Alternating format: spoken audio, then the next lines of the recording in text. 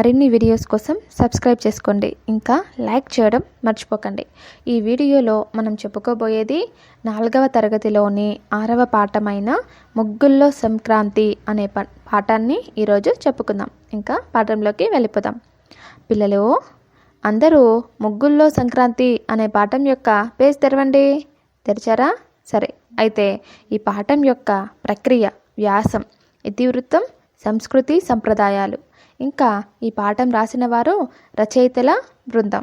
సరే పిల్లలు, ఇక్కడ చిత్రం చూడండి, ఆలోచించి మాట్లాడండి అని ఉంది కదా. అందరూ చిత్రం చూడండి. చూసారా? ఇక్కడ ఎన్ని చిత్రాలు ఉన్నాయి? 4. సరే, అయితే ఈ చిత్రం గురించి మనం మాట్లాడుకునే కన్నా ముందుగా చిత్రం కింద 3 ప్రశ్నలు ఉన్నాయి. అందులో మొదటి ప్రశ్న, చిత్రంలో ఏమేమి ఉన్నాయి? పిల్లలు, చిత్రంలో ఏమేమి ఉన్నాయి? మొదటి చిత్రంలో ఏమున్నాయి? క్రిస్మస్ చెట్టు, ఇంకా క్రిస్మస్ తాత, ఇంకా పిల్లలు. సరే, రెండవ చిత్రం, అందులో ఏమున్నాయి? బుద్ధుడు, ఇంకా బుద్ధుడిని సందర్శించడానికి వచ్చిన వ్యక్తులు అక్కడ ఉన్నారు. సరే, మూడవ చిత్రంలో ఏముంది? రంజాన్ పండుగకు 2 పిల్లలు ఒకరినొకరు హత్తుకుంటున్నట్టు అనిపిస్తుంది. అంటే ఒకరికొకరు శుభాకాంక్షలు చెప్పుకుంటున్నట్టుగా అనిపిస్తుంది. సరే, 4వ చిత్రంలో కొంతమంది పిల్లలు గాలిపటాలతో పైకి ఎగరేసి ఆడుకుంటూ సరదాగా ఉన్నారు. సరే, ఇప్పుడు రెండవ ప్రశ్న, చిత్రంలో ఎవరెవరు ఉన్నారు? వాళ్ళు ఏం చేస్తున్నారు? పిల్లలు, ఇక్కడ మొదటి చిత్రంలో ఎవరున్నారు? వారు ఏం చేస్తున్నారు? ఇక్కడ క్రిస్మస్ తాత, పిల్లలు, ఇంకా క్రిస్మస్ చెట్టు ఉన్నారు. ఇక్కడ క్రిస్మస్ తాత ఏం చేస్తున్నారంటే, ఈ పిల్లలకు క్రిస్మస్ పండుగ సందర్భంగా కొన్ని బహుమతులు ఇచ్చారు. వారు ఆ బహుమతులు చూసుకొని చాలా సంతోషంగా ఉన్నారు.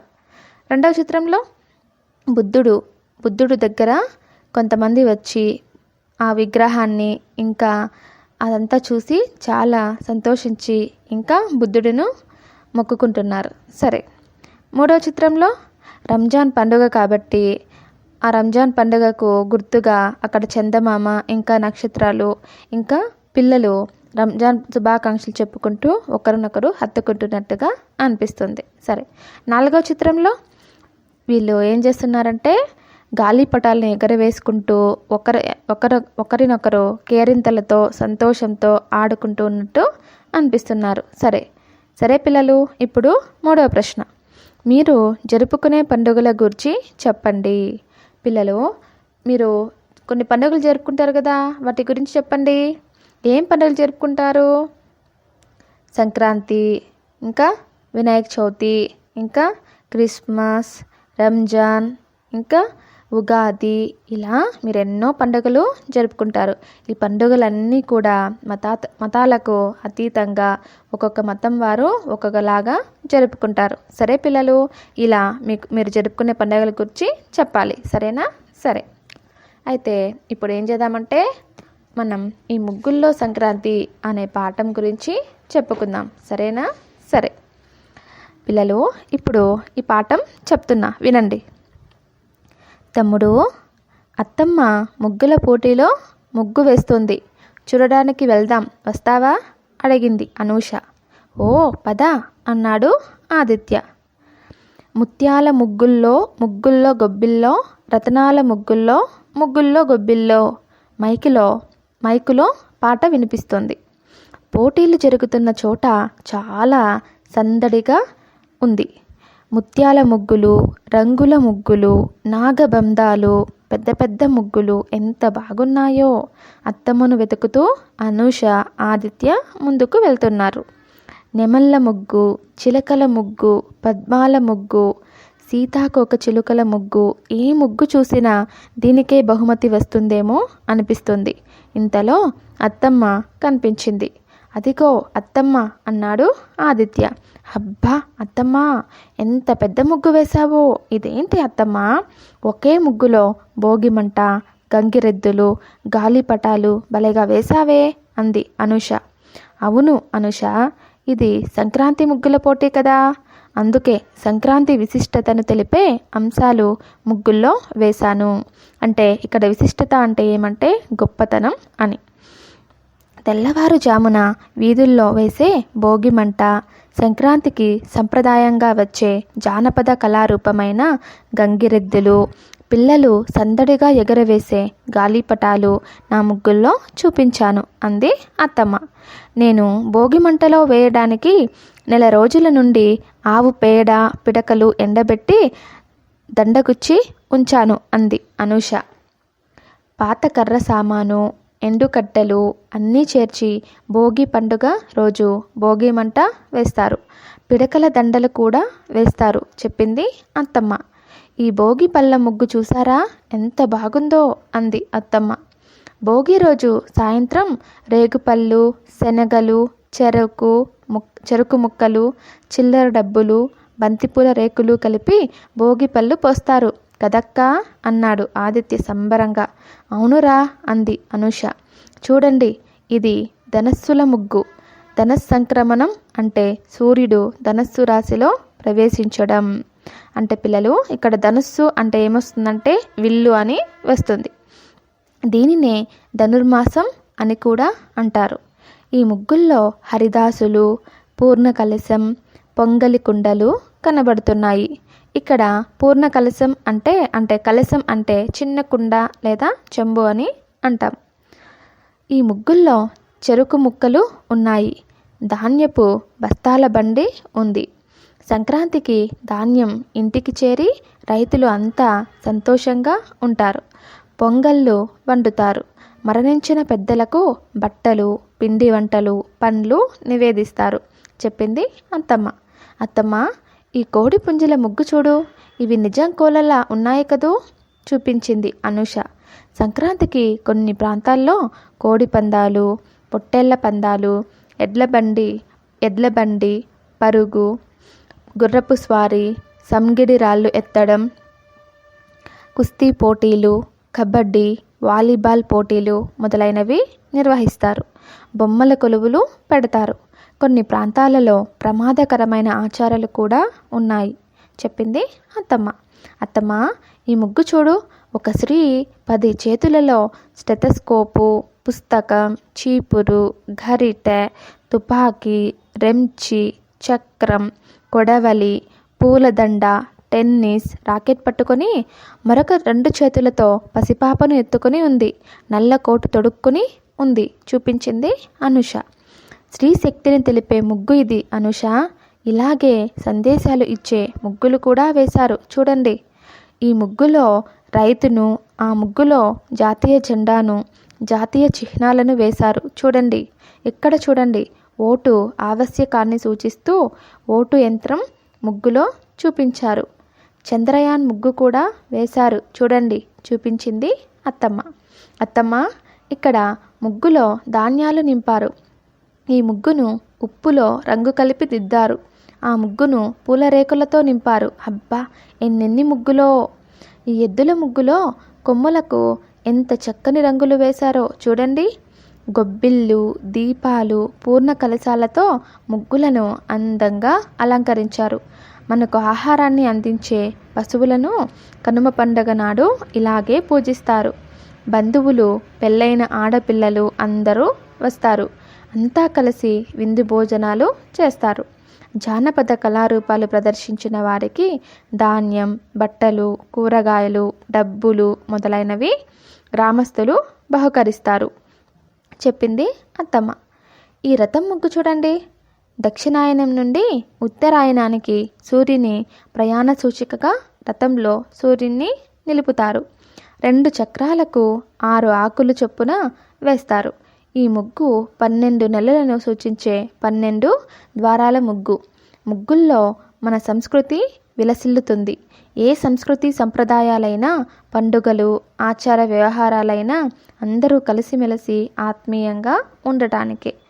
ఏ రకమైన భేదభావాలున్నా అంతా మర్చిపోతారు చెప్పింది అత్తమ్మ. పిల్లలు, ఈ పాఠం వింటుంటే మీకేమనిపిస్తుంది? మన ఈ పండుగకు అంటే ఈ సంస్కృతి సంప్రదాయాలు ఎంత బాగున్నాయో, ఇంకా వీటిని మనం ఎప్పుడు ఇలాగే సంస్కృతి సంప్రదాయాలతో తీసుకొని వెళ్ళాలని అనిపిస్తుంది.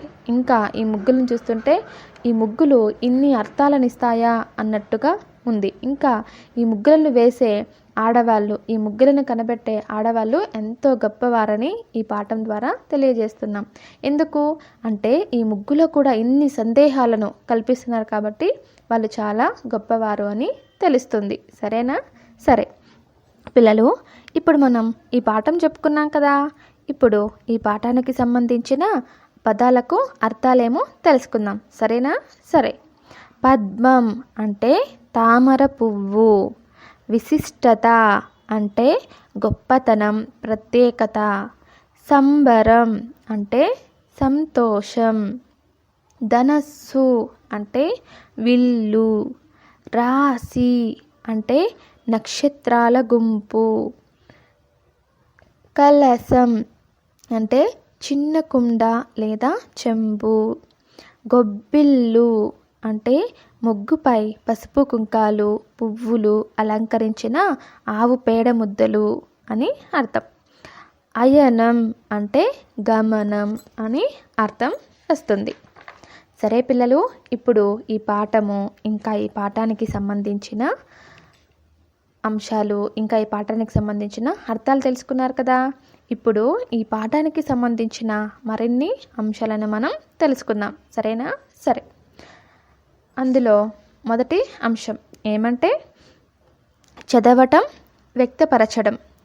అందులో కింది పేరా చదివి ప్రశ్నలకు జవాబులు చెప్పండి.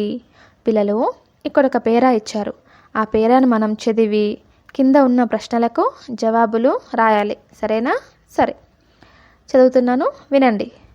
ఈ ఎద్దుల ముగ్గులో కొమ్ములకు ఎంత చక్కని రంగులు వేశారో చూడండి.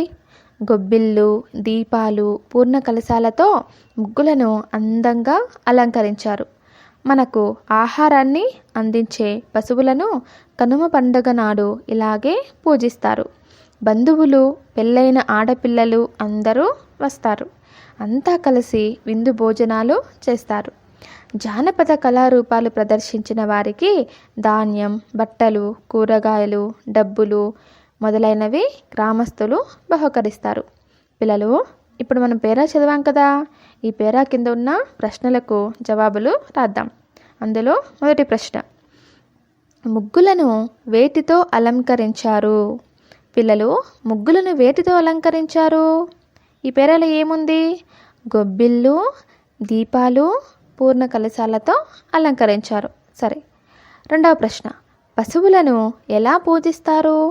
పిల్లలు, పశువులను కనుమ పండగ నాడు పశువులకు పసుపు, కుంకుమ ఇంకా కొమ్ములకు రంగులు వేసి వాటికి బుడ్డలు కట్టి చాలా అందంగా అలంకరిస్తారు.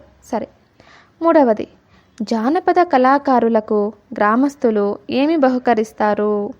పిల్లలు, జానపద కళాకారులకు గ్రామస్తులు ఏమి బహుకరిస్తారని ఇక్కడ ఉంది ఈ పేరాలో?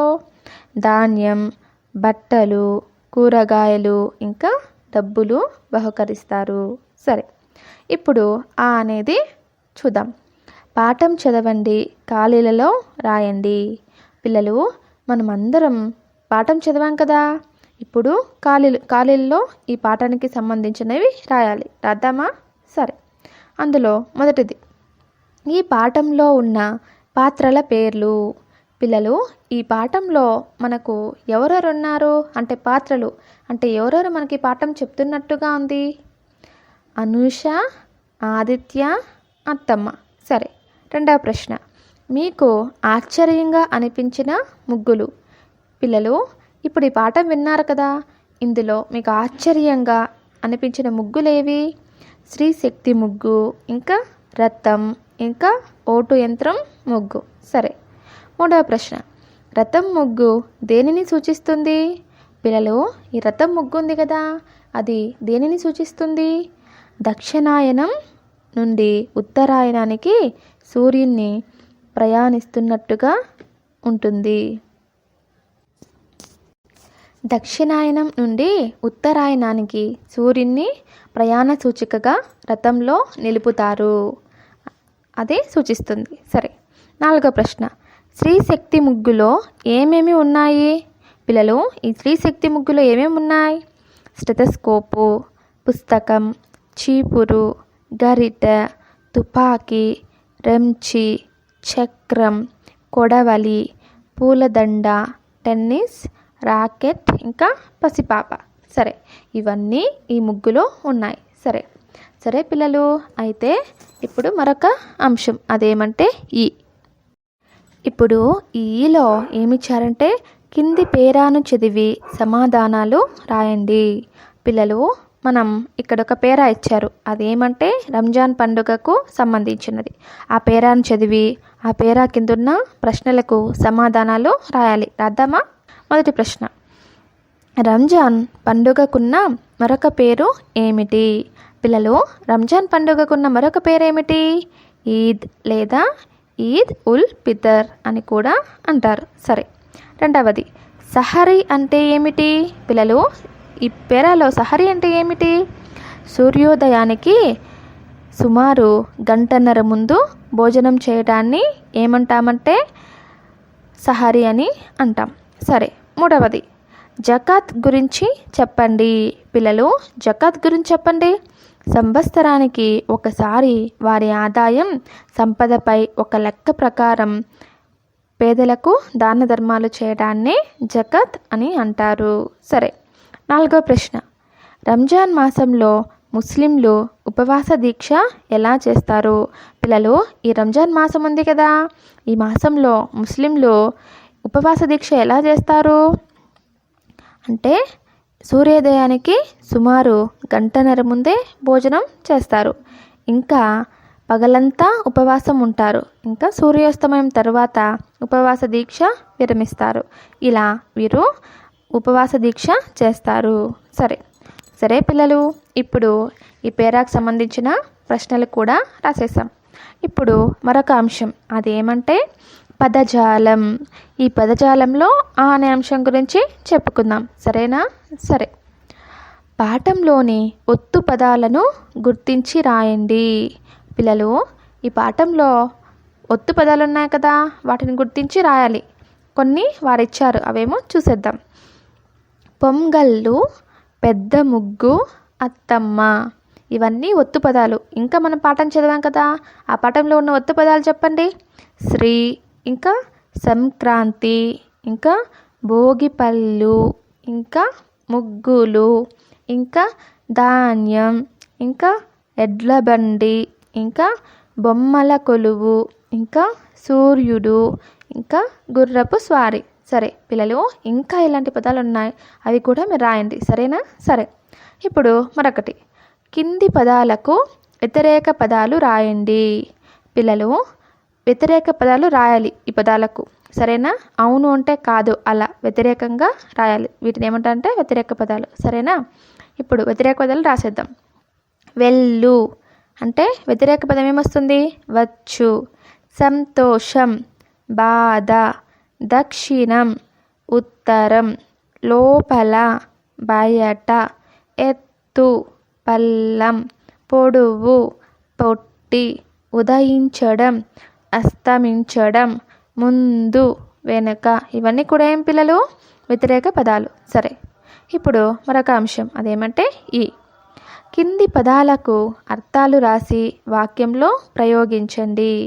పిల్లలు, కింది పదాలు ఉన్నాయి, వాటికి ఏం చేయాలంటే అర్థాలు రాసి ఒక వాక్యంలో ప్రయోగించాలి. ప్రయోగిద్దామా? సరే, ఉదాహరణగా వారు ఏమిచ్చారంటే సంబరపడ్డాడు అంటే అర్థం సంతోషపడ్డాడు. దీనికి సంబంధించి ఒక వాక్యం రాశారు, అదేమో చూద్దాం. మా తమ్ముడు నాన్న ఇచ్చిన కారు బొమ్మ చూసి సంతోషపడ్డాడు అని రాశారు. ఇప్పుడు మనం రాద్దాం. మొదటిది, పశువులు.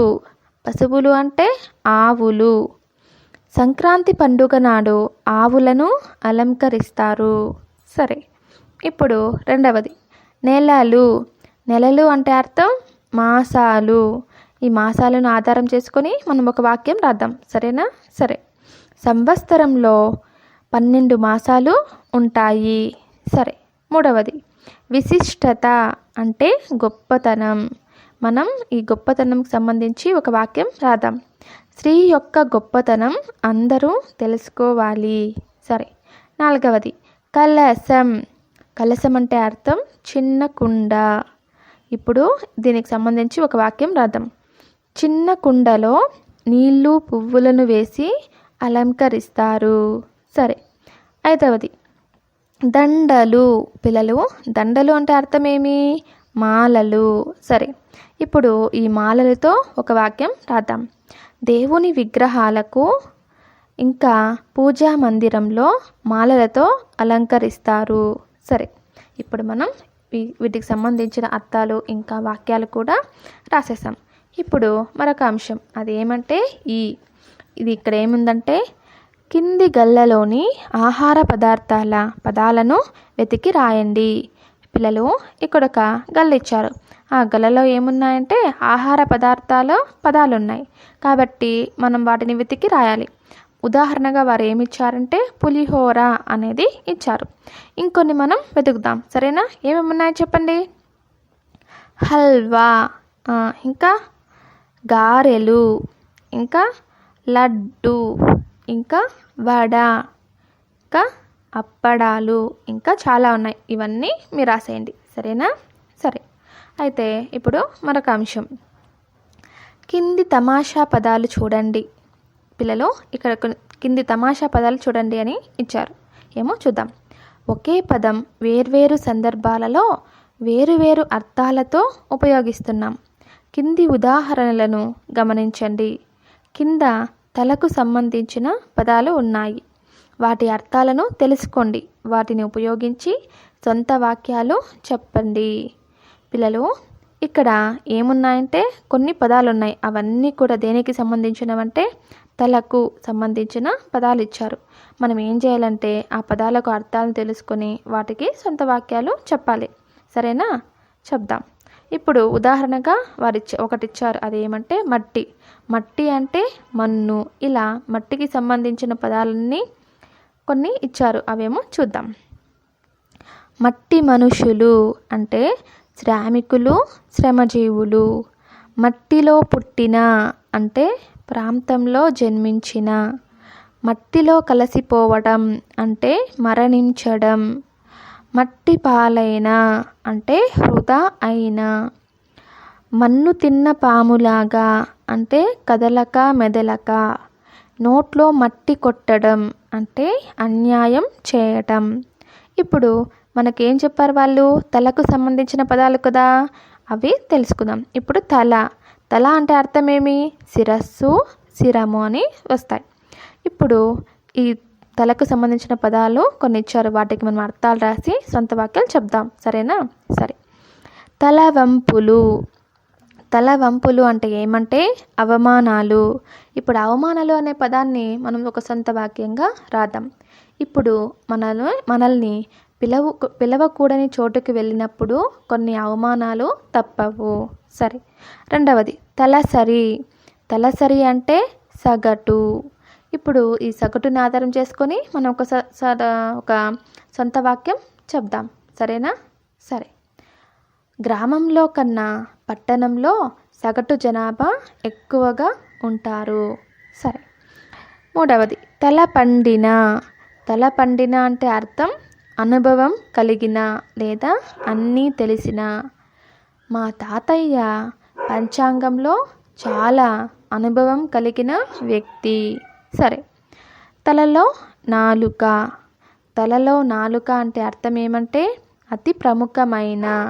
అంటే మా స్కూల్లో అంటే మా క్లాస్లో ఒక పిల్లవాడు ఇంగ్లీష్లో చాలా అతి ప్రముఖమైన ప్రత్యేకత కలిగి ఉన్నాడు అని సొంత వాక్యం చెప్పవచ్చు. ఇంకా తల దూర్చడం. అంటే తల దూర్చడం అంటే అర్థం ఏమంటే కల్పించుకోవడం. దీనికి సంబంధించి ఒక సొంత వాక్యం చెప్దాం. అదేమంటే మనం అనవసరంగా గొడవలు పడుతున్న వారిని కల్పించుకోకూడదు. సరేనా? అంటే గొడవల్లో తల దూర్చకూడదు అని అర్థం. సరేనా? సరే, ఇప్పుడు ఈ పాఠానికి సంబంధించిన మరొక అంశం ఏమంటే భాషాంశాలు. పిల్లలు, ఇప్పుడు భాషాంశాల గురించి తెలుసుకుందాం. అందులో కింది వాక్యాలలో గీత గీసిన పదాలను గమనించండి. పిల్లలు, ఇక్కడ కొన్ని వాక్యాలు ఇచ్చారు. వాటికి గీత గీచారు. ఆ గీత గీచిన పదాలను మనం గమనించాలి. సరేనా? సరే, ఇది అందమైన నెమలి. రమ పచ్చని గాజులు కొన్నది. ఇది తీయని మామిడి పండు. అరిసెలు కమ్మని వంటకం. పిల్లలు ఇప్పుడు గీతకిచ్చిన పదాలు ఏమున్నాయి? అందమైన, పచ్చని, తీయని, కమ్మని. ఇవన్నీ కూడా గుణాన్ని తెలిపే పదాలు. ఇంకా నెమలి, గాజులు, మామిడి, అరసెలు అనేవి నామవాచకాలు. ఇలా నామవాచకాల గుణాలని తెలియజేస్తున్నాయి. ఏమి? ఈ అందమైన, పచ్చని, తీయని, కమ్మని ఇవన్నీ కూడా ఏం చేస్తున్నాయి? నామవాచకాల గుణాలని తెలియజేస్తున్నాయి. ఇప్పుడు ఒక వాక్యంలో నామవాచకం రంగు, రుచి, స్థితి మొదలైన గుణాలను తెలియజేసే పదాలను విశేషణాలు అని అంటారు. పిల్లలు, విశేషణాలు అంటే ఏమి? ఒక వాక్యంలో అంటే నామవాచకం యొక్క రంగు, రుచి, స్థితి మొదలైన గుణాలను తెలియజేసే పదాలను ఏమంటామంటే విశేషణాలు అని అంటాం.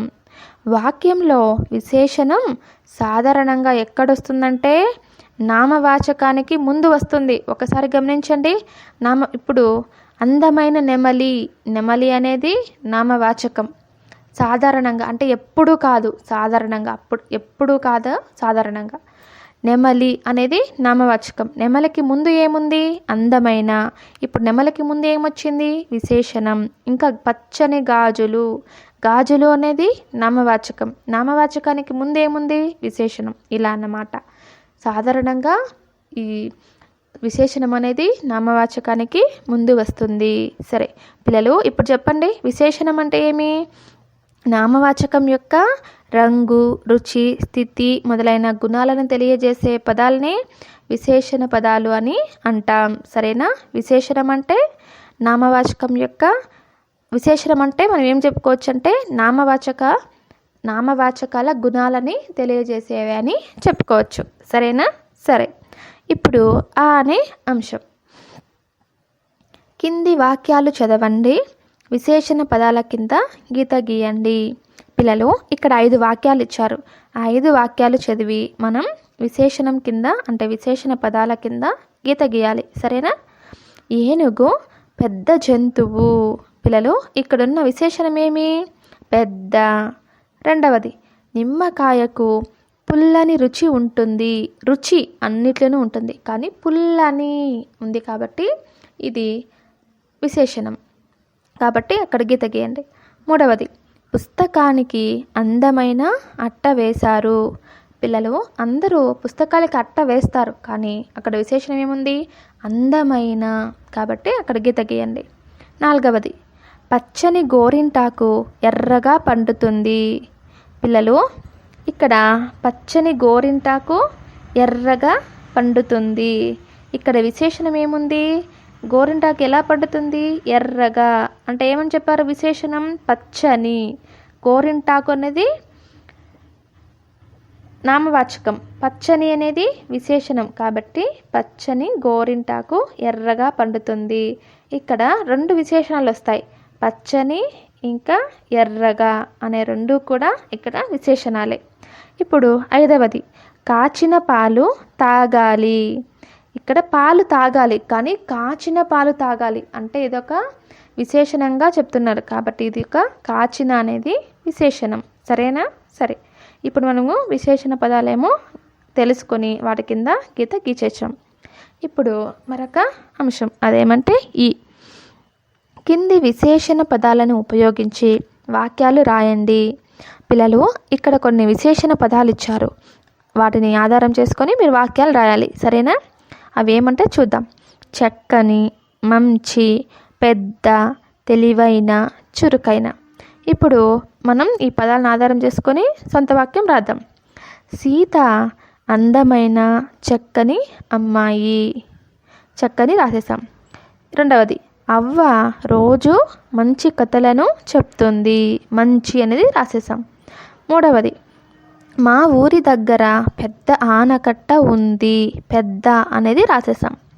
నాలుగవది, రాజు చాలా తెలివైన అబ్బాయి.